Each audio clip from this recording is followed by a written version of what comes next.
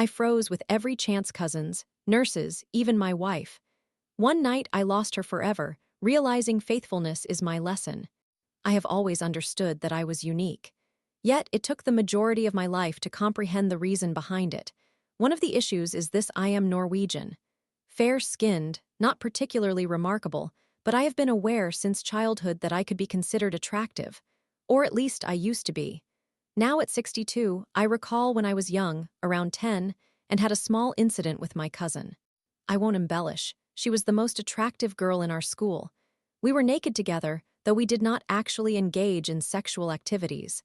Nonetheless, it was during that period that I began to realize that women seemed to find me somewhat appealing. However, I struggled to communicate with them. In fact, I had trouble connecting with anyone. I cannot even articulate it properly. It is something I have never disclosed to anyone, and it is incredibly frustrating. This scenario has repeated itself numerous times, and it always unfolds in the same manner. The first instance was with my cousin, followed by Meg. I simply did not know how to navigate relationships. It was around my 50th year that I discovered I had attention deficit hyperactivity disorder, which made concentrating a challenge. Throughout my life, I have encountered some extremely attractive women precisely when I wanted them, only for it to end abruptly. Meeting Meg marked the first time I could communicate with a female. Then I got intoxicated, and the guys I was with persuaded me to share details about my association with Meg, leading to words spreading everywhere. Subsequently, Meg chose not to speak to me ever again. I could not blame her. However, I must admit I was perplexed by relationships, and I still feel that way. It is difficult to describe, but I know I have a medical issue connected to lupus, which complicates everything and often results in me letting women slip away when I wish to be with them. I recognize that loyalty is significant, but I struggle to grasp why. Yes, I am undoubtedly troubled. One incident involved Tammy. She was a 98-pound waitress with an attractive physique, lying there naked and wanting, and for some reason, I suddenly became paralyzed. I have attempted to reflect on that moment, but am unable to understand it. I simply seemed to freeze. Tammy genuinely wanted to engage intimately with me, but I was unable to. I cannot explain why it happened. She adored my long hair and enjoyed braiding it. I was prepared, but then something occurred and I just froze. It feels as though I lack something essential. I do not know what that is about myself. It has led me to ponder how differently things could have turned out. My best friend's sister had an interest in me, and I started developing feelings for her as well. I will never forget the evening we were alone in my apartment. Everything was perfect, yet I could not make a move. In the end, she married someone else. This pattern of my life is simply indicative of my experiences. It is impossible for me to count how frequently it has transpired. One time, I was in a relationship with a nurse named Kim. My mother owned a restaurant and motel back in the 1980s, and Kim's mother worked for her. They arranged for us to meet. I had no idea that Kim was, well, quite exceptional. She was a couple of years older than me, around 22. I was about 19 at the time. We traveled to Estevan, Canada, where we enjoyed bar hopping and dancing. Although I am not a dancer, Kim danced enough for both of us. She was phenomenal. It astonished me how well she could move, and she thoroughly enjoyed it. She loved showcasing her stunning figure. At that time, she was studying nursing and had just broken up with her boyfriend, who was a highway patrol officer. When I drove her home, she gave me a big kiss. As always, I froze. Looking back, I suspect my issues with connecting stem from sorting through my emotions. I am not an impulsive individual. I believe that writing this is therapeutic for me. I have recognized that writing is one of the few ways I can communicate efficiently, albeit it takes me quite some time. Kim was the most attractive nurse I have ever met. I eventually married a nurse a few years afterward, but she had to initiate the first move. I just could not do it. I don't understand why I freeze. There was another cousin named Tracy. I began to express interest in her, and she seemed receptive. However, I once again froze. And now she has also frozen. It's not a subject for laughter, it's genuinely tragic. I suppose it illustrates the irony. Life can seem so harsh at times. I recall it was a frigid night, and I was working at 25 degrees. I read in the newspaper about her being found in her car, having passed out due to alcohol and subsequently frozen to death. She drank heavily and, without a doubt, had an alcohol problem. I cannot explain why I often found myself pursuing my cousins, but it was simply a situation that arose, and I do not know why. But I froze with her too. Then, reflecting on all this, I realized that had I formed those connections with all those women, I would never have met the woman I initially married. Her name was Rose, and when I met her, she was a virgin who had never been with any other man. I genuinely believe I did not deserve a woman of her caliber. We had 2 children together. They were young when she passed away at the tender age of 36. She taught me a great deal. I believe that everything occurs for a reason, and I feel that she entered my life not by coincidence but to impart valuable lessons. I continue to learn from them. She educated me about the importance of faithfulness. I'm not particularly adept in that area, but I have the desire to be better. I know that I caused her pain, and I would never have wished to do that. On the morning of her passing, we made love on the living room floor while the children were at school. We had the house to ourselves, and it was precious time. Then she gazed at me intently and asked plainly, "I am going into town tonight with a friend from work. Our son George wants to join. We are going to Heaven's Gates, Hell's Flames. Would you like to come?" I had heard of it on the radio but lacked knowledge about what it entailed, despite the somewhat daunting title. Rather than inquire about it, I merely stated that I wasn't prepared for such an event. "Okay, well, George and I are going." That was the last thing she said. I had to wake up at midnight for work, delivering newspapers across various towns on a route covering around 200 miles. Due to my sleep issues, I would slumber in a bunkhouse in my yard. When I awoke at 12:00 a.m., I went outside to start my vehicle for it to warm up. It was October, and winter was approaching. I noticed that the lights were on in the house, which was somewhat unusual since Rose should have already been in bed. Upon entering the house, the first thing I saw was Rose. I found her kneeling, clutching a pillow to her stomach and hunched over on the floor. Before I even reached her, I somehow knew she was gone. I cannot explain how I knew, but I did. I must have shouted because the children came rushing down the stairs. I gestured for them to exit the room. Walking across the room felt surreal, as if in slow motion. She had removed her shirt, and it appeared she was preparing for bed. When I turned her over and looked at her face, it was confirmed. She was cold. As I attempted to breathe into her chest, I realized something was terribly wrong. Abdominal aortic aneurysm, that was what claimed her life. According to the medical examiner, she passed in mere minutes. I know there was pain, but it did not last long. Surprisingly, there was a sense of relief. However, the most unexpected comfort arose in that precise moment when I stood over her lifeless figure. I realized she had attended that presentation, and that something significant had occurred to prepare her.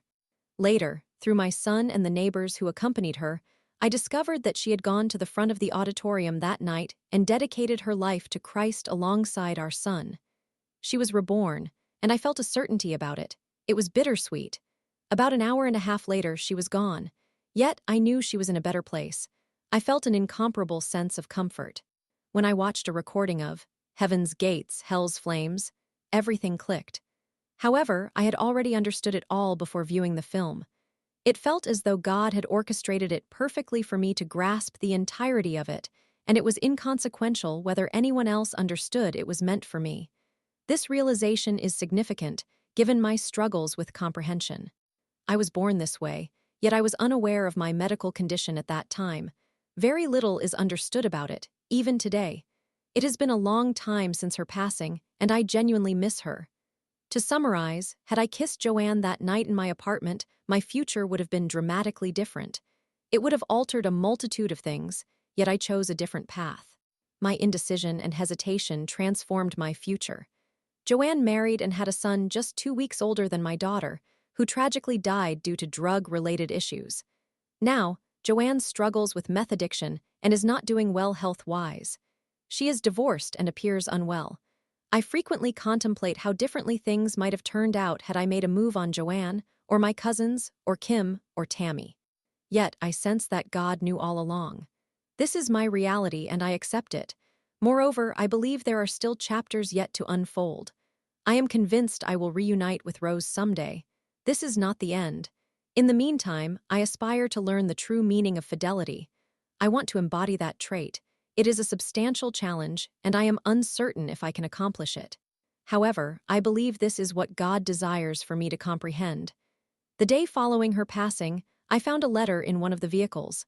I read it, but I was in such an emotionally unstable state that I could not process it. I threw it into the fireplace. It was too much for me to cope with. In the letter, she expressed how difficult it was for her to stay with me. I had been unfaithful. Our situation had grown immensely challenging. Due to my medical issues, I had been unable to work for approximately 7 years. I resorted to selling marijuana. I had no comprehension of the burden I placed upon her. Yet she persevered. She remained by my side. She did not walk away. And she stayed loyal to me throughout her brief life.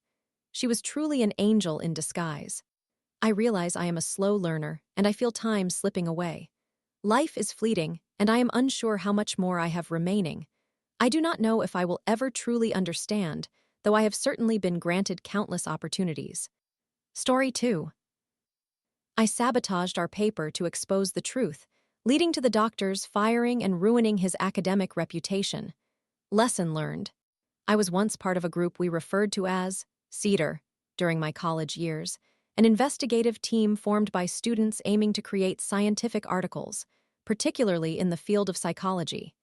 This initiative was typically overseen by a professor. At the time, I had just begun my college journey and was unfamiliar with how everything worked.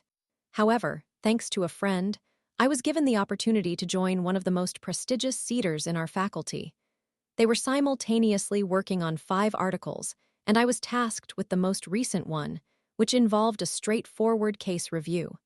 Nevertheless, this narrative is primarily about Rebecca, the friend who aided me in the beginning.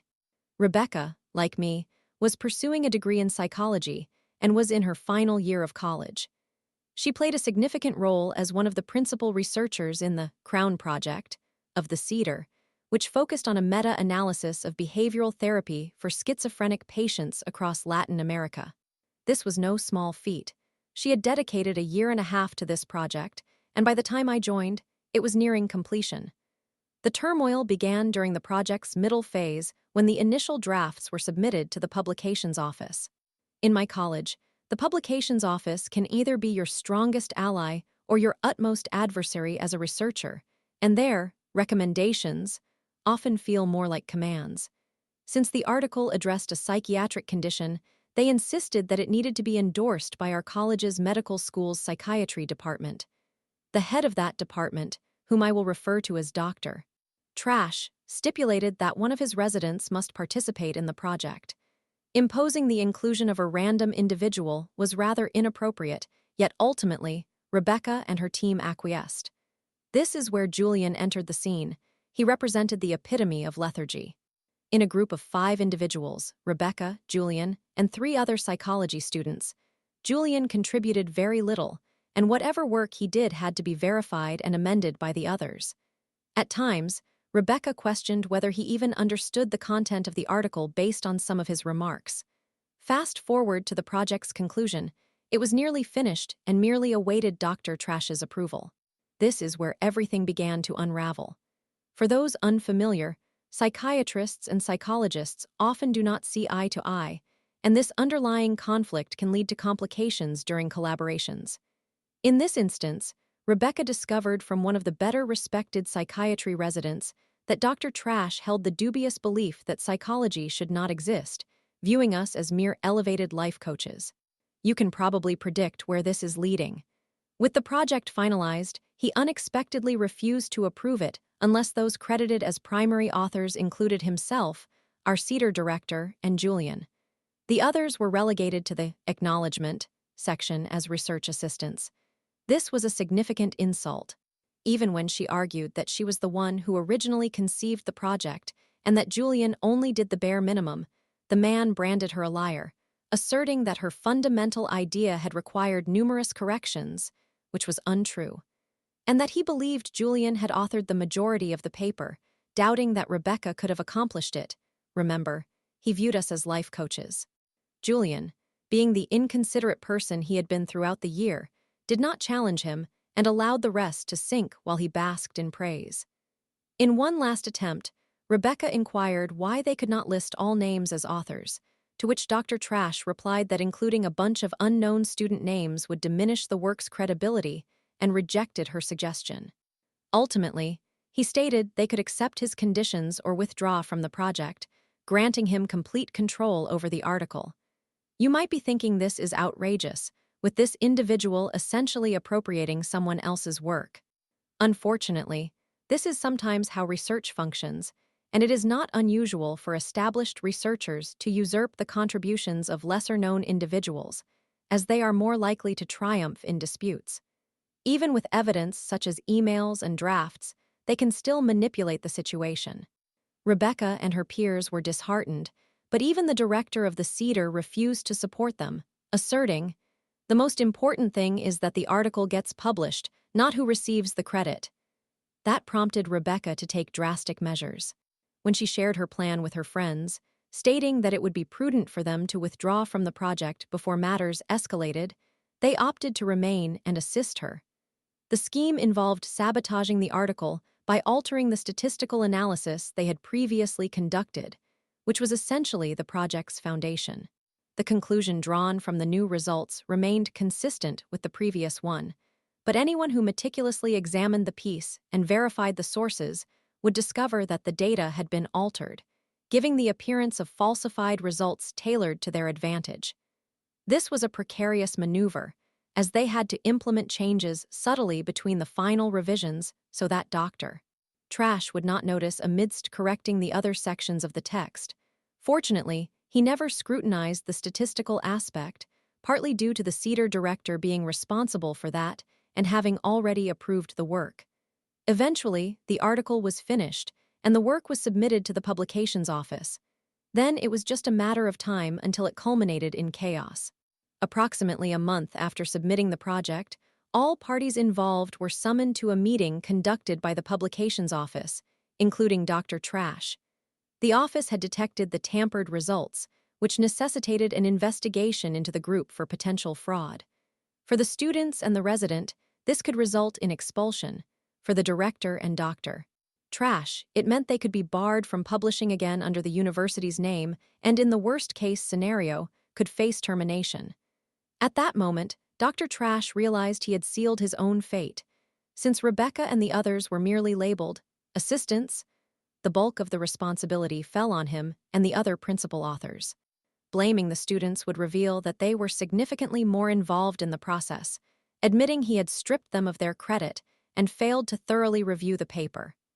Ultimately, he didn't need to choose how he wanted to meet his downfall, as the Cedar director revealed the truth to save his own reputation.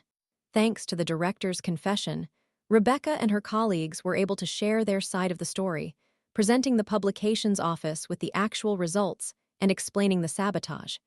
The consequences of this situation were quite bittersweet one. The office launched an investigation into Dr. Trash's articles and those he had sponsored, discovering that he had committed similar acts far too often. He was subsequently terminated, and as far as we know, he has not engaged in any further publications in indexed literature, as no serious journal would accept his submissions. 2. Due to the drama surrounding the case, Rebecca's article was deemed too fraught with personal conflicts and was ultimately rejected for publication, rendering that year's labor futile. 3. The Cedar director was forced to relinquish his position as an investigator, and the Cedar disbanded due to the absence of other professors willing to direct it. My small project fatefully ended here. 4. Julian faced probation from the medical faculty.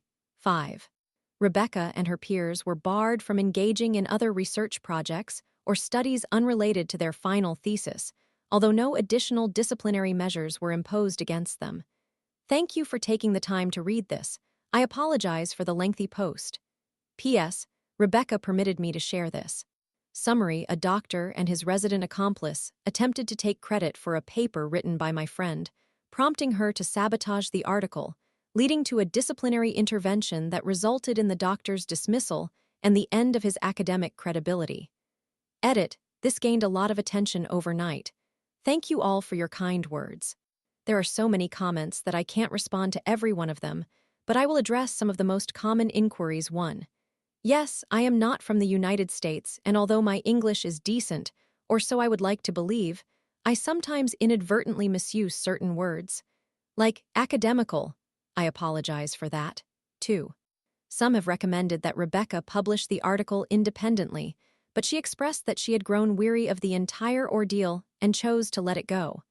Although it was a tough choice, she did not feel comfortable doing so, knowing it was a project affiliated with the Cedar and thus owned by the university. More context on this shortly. She graduated quite some time ago and is currently working in a clinic with minimal interest in academia for the moment. 3. Many people are curious about our publications office and its significance. Our publications office was established to assist student research. When you submit a paper and receive their approval, they send it to reputable journals and manage the entire publication process, ensuring that the articles reach their intended audiences. This is an enormous benefit, as publications are presented with the endorsement of a recognized institution.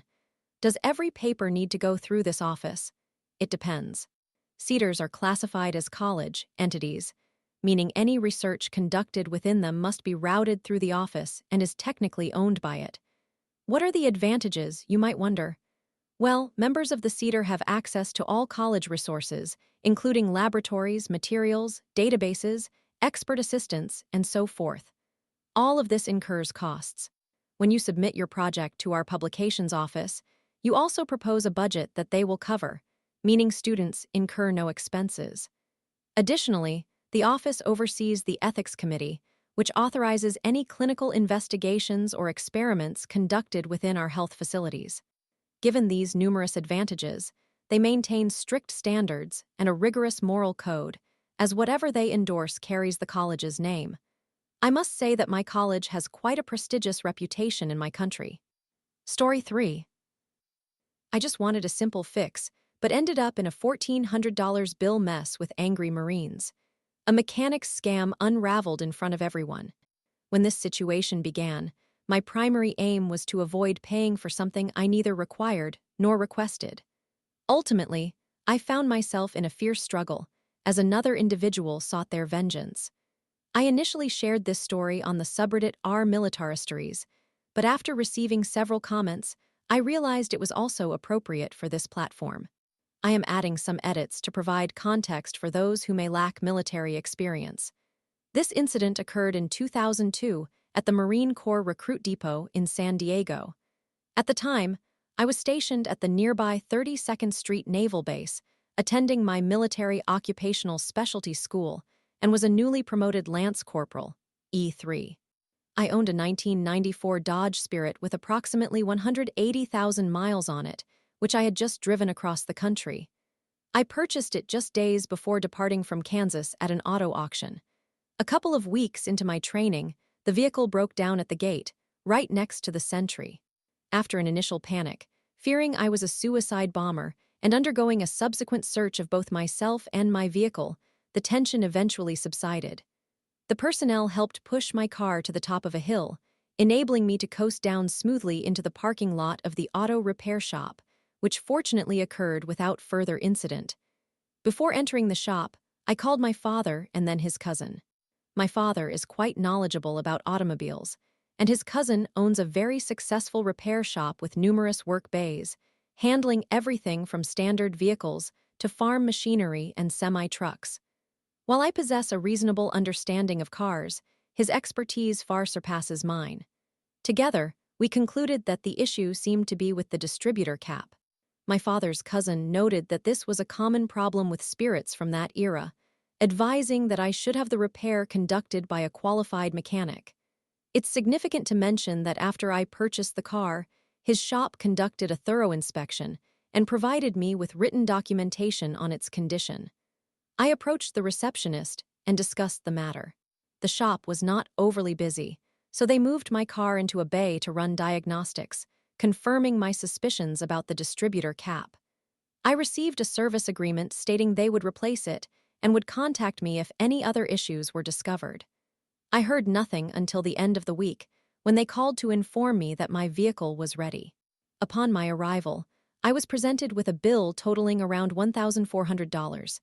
To say I was shocked would be an understatement. My heart sank as I remarked that this seemed excessive for a distributor cap. The shop owner, a veteran from an earlier era, left his conversation with a master sergeant, E8, to address me. He explained that the situation was more complex than initially believed, stating that they had to replace the radiator, including hoses, the timing belt, and a head gasket. Confused and still in disbelief, I mentioned that the radiator and timing, as well as the head gasket, were functioning well just 2 weeks prior. He placed his hand on my shoulder, insisting that I did not understand because these components had been on the verge of failure for quite some time. Feeling perplexed, I protested that this wasn't feasible, given my recent purchase. He interrupted me, claiming I had been sold a complete lemon and should have had the vehicle evaluated beforehand. Expressing sympathy, he told me this repair should have cost over $2,000, but he was offering a deal and could set me up with a payment plan that would incur interest. At this point, my suspicions began to rise, and I felt anger building as I reiterated that the only repair I had approved was the distributor cap. I insisted they should have contacted me before proceeding with any other work. I began to retrieve the inspection paperwork detailing that the other components were in good condition, but the master sergeant grabbed my arm, admonishing me for being ungrateful and disrespectful to a respected mechanic and business owner. He inferred that I was suggesting the owner was cheating me. Whenever I attempted to speak, he interrupted, assuring the owner that he would ensure I paid what I owed. He even threatened to contact administrative personnel to have my pay deducted. I was now both furious and somewhat intimidated. Another Marine intervened, suggesting that the situation was excessive and allowing me to express my viewpoint. I was given permission to access my car for my maintenance records, which included an oil change, the inspection report, and the original quote for the distributor cap repair. By this time, a small crowd of customers and passers-by had gathered around. The shop owner and the master sergeant were engaging in a dramatic dialogue about how I was unappreciative of the immense assistance they had provided and how I was attempting to evade payment for the services requested. At that moment, my frustration peaked. When I re-entered the shop, the master sergeant interrupted me again, insisting I be cautious in how I spoke to his friend. I asked him if he planned to allow me to speak or continue interrupting me during my discussion with the business owner. I inquired if he had any ownership stake in the shop, which he did not, and questioned why he was so intent on silencing my explanation. Then, I presented the original service statement, emphasizing that the only work I had agreed to was the replacement of the distributor cap. Furthermore, I asked why I had not been contacted prior. He replied that he had called my barracks multiple times, leaving messages including that my car was undrivable until repairs were made, stating he opted for the least expensive solution to get me back on the road. However, I countered this claim, stating that the only number I provided was my cell phone, on which I had received no messages or calls until the evening before when they left a message indicating my car was ready. I presented my call history to the group, including a captain who was quietly observing from the sidelines. The master sergeant backed off, while the captain engaged him in a quiet discussion away from the crowd. The owner began to soften his stance, stating he must have confused me with another customer, but asserted that he had already performed the replacements and needed to charge for the work. I then pulled out the inspection documentation, which included some notable remarks pointing out that the timing belt was in good condition. It was functioning properly, and I should return for another check in 30,000 miles. The inspection also indicated that the radiator appeared to have been replaced recently and that all hoses were new within the last 6 months. Though there was no mention of the head gasket, it noted no leaks in that area, which was used as justification for the supposed replacement. I insisted that he revert to all the original parts, making it clear that I would only pay for the distributor cap replacement.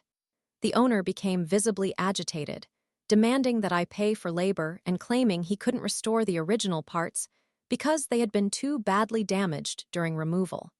An elderly, retired gentleman from the back chimed in, asking, "What kind of mechanic damages parts during disassembly?"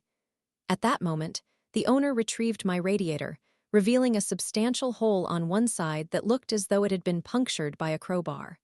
As some local patrons began to question previous experiences where the owner had supposedly assisted them with unrequested repairs, the master sergeant attempted to walk away, only to be intercepted by a colonel and a sergeant major in civilian clothing for a private discussion later on. The captain pulled me aside, requesting to review my information and my phone again before retreating behind the counter to make photocopies. He wore a truly menacing grin, revealing that he was a former enlisted infantry marine who became an officer after returning to school. He had been suspicious of this shop for quite some time, but had lacked adequate evidence. As part of the commanding general's staff, they had been investigating complaints from permanents and retirees in the area. The shop owner was clearly feeling the pressure. I ultimately paid only for the distributor cap work, receiving a written statement indicating my balance was 0 to prevent any future issues. Afterward, the captain took me out for dinner to collect my details and a statement regarding the entire incident.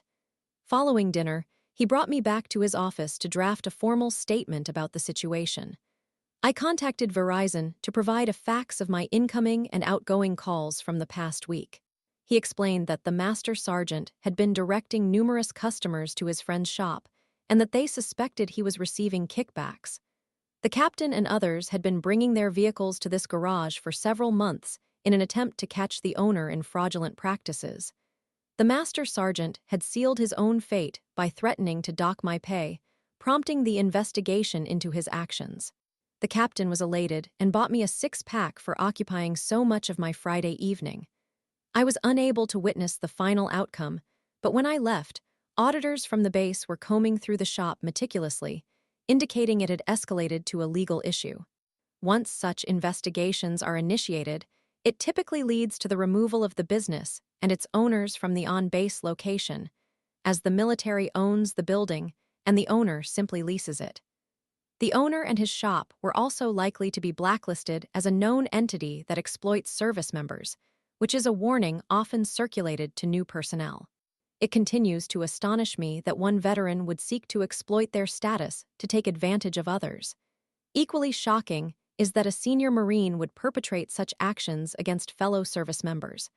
While I understand that some individuals behave in this manner, I expect better from those who share a common background with us. Edit, I realize that last paragraph might come across as naive, reflecting wishful thinking on my part. Good and bad individuals exist everywhere in life, and the military is no exception. Edit 2, this post appears to have struck a chord with many readers, which brings me joy. I appreciate all the comments and messages, and thank you for the awards. Story 4. After 4 years together, she fell for someone else during a trip. If you're making me decide right now, yes, I am leaving you. Exploding head. Summary, my partner of nearly 4 years suddenly wants to end our relationship after developing strong feelings for someone she met online during a long weekend. I apologize for the length of this post. It's my first time sharing such personal matters, and I truly hope to receive some insights. Before diving into the details, let me clarify that the relationship I seek advice about is not a conventional monogamous one. If you strongly oppose ethical non-monogamy or unconventional romantic structures, please approach this with an open mind or allow those with similar experiences to respond. My partner, whom I will refer to as B, and I have been together for almost 4 years. I am 30 years old, while she is 29. We purchased a house together a little over a year ago, and B earns significantly more money than I do, as well as most people in our age group. Overall, our relationship was quite solid. Both of us exhibit what I would describe as mildly anxious attachment styles, but we have established security through communication and trust over time. Although we have argued, we've consistently found time to discuss our issues and strengthen our understanding of how to progress in our relationship. We have openly discussed engagement and our future together. Our relationship has always encompassed elements of non-traditional monogamy, but it was only about 18 months ago that we established an arrangement I found agreeable. B enjoys meeting new people and expressed a desire to open our relationship for further exploration.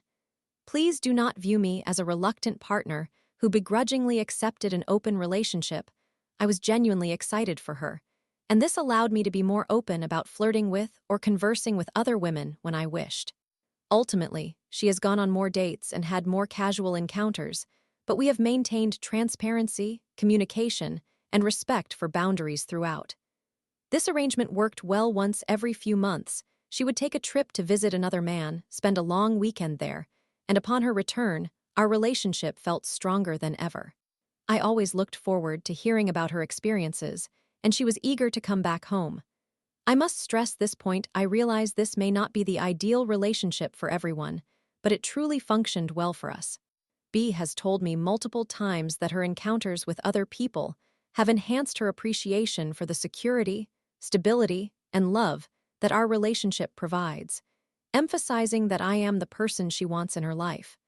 Around Thanksgiving last year, B informed me that she had made online acquaintances with a guy from the southern United States and intended to plan one of her trips for late January. I thought this was wonderful. We would celebrate the holidays together, welcome the new year, settle into 2025, and then, as the cold winter came in, she could enjoy some warmth and sun while I catch up on gaming. B returned home late from this trip one night. I had been unwell, so she took an Uber. I didn't see her until the following morning, and I immediately sensed something was wrong. It was common for us to take a little time to readjust after she returned from a trip, so I didn't think much of it initially. However, as the morning went on, her demeanor remained distant and subdued. I hugged her on the couch and began to feel waves of insecurity. I asked her, "Are you all right? You're not planning to leave me, are you?" Hoping that whatever was bothering her would not involve a breakup. But she couldn't assure me she wouldn't leave. When I pressed her further, she revealed that the guy she had visited had given her an unprecedented sense of excitement and happiness that she never realized could exist.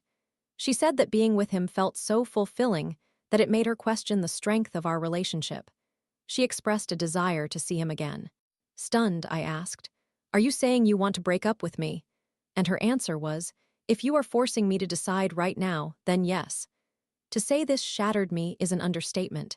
Even now, several days and many difficult conversations later, I often feel as if I am not in the same reality I occupied before her return.